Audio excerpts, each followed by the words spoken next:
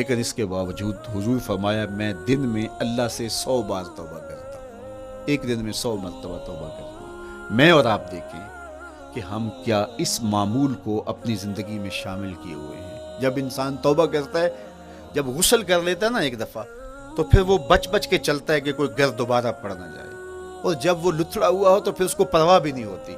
اس لیے ہمیں بار بار غسل کرنے کی، بار بار توبہ کرنے کی تلقین کی گئی ہے، تاکہ ہم پھر نئے گناہوں سے بچتے رہیں گے۔ تو اپنی زندگی میں توبہ کا تسلسل کیجئے، شام سویرے صبح بار بار اللہ سے توبہ کی اور رجوع کیجئے۔ اور آخری چیز ادا الحقوق، حقوق کا ادا کرنا۔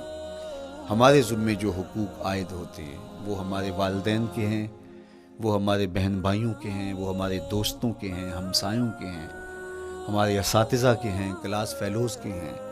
وہ حقوق حتیٰ کہ جانوروں کی کیوں نہ ہوں، تو ان حقوق کو ہم ادا کرنے والے، دست بردار نہیں ہو سکتے ہم ان حقوق سے۔ یہ مومن کی زندگی ہے، یہ ہمارا نظم حیات ہے، یہ اسلام کا دیا ہوا منشور ہے، یہ طریقہ زندگی ہے کہ ہم ایک ایک کے حق کو ادا کرتے ہوئے اپنی زندگی کو بسر کریں۔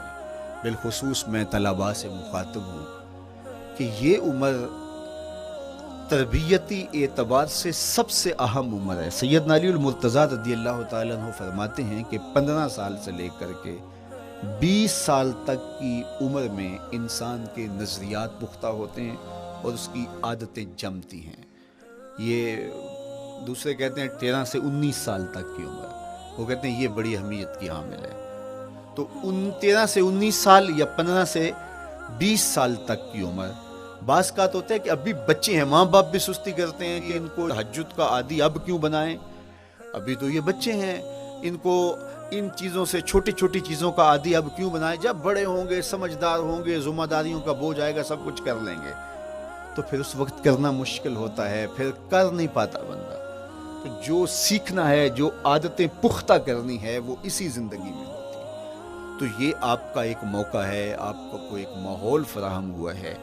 آپ کے ہمسائے آپ کے کلاس فیلوز ہیں جو آپ کے ساتھ کمرے میں رہ رہے ہیں۔ ہمسائیگی کے حقوق ادا کرنے کا جو انداز ہے وہ یہاں ہی سیکھیے اور اپنے اندر اس کو متحقق کیجیے اور پختہ کیجیے۔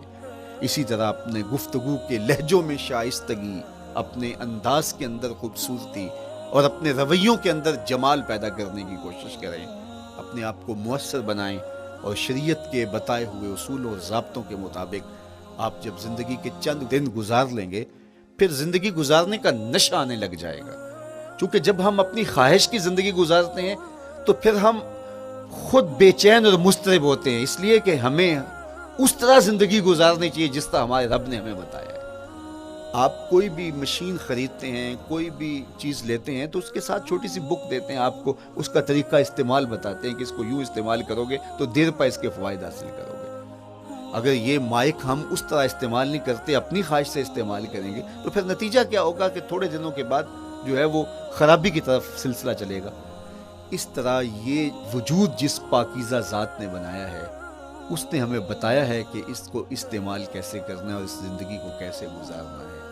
اور پھر انسان کو ایک ماڈل اور نمونہ بھی چاہیے، تو کہا نمونہ دیکھنا ہے تو محمد عربی کی ذات دیکھ لو، ادھر دیکھتے جاؤ اور زندگی گزارتے جاؤ، دیکھنا تمہاری زندگی کتنی خوبصورت اور کتنی پروقار گزرتی ہے۔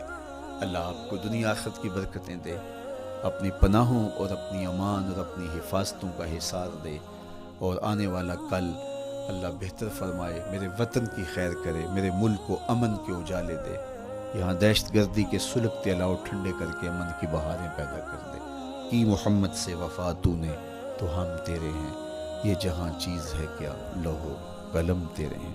وآخر دعوانا ان الحمد للہ۔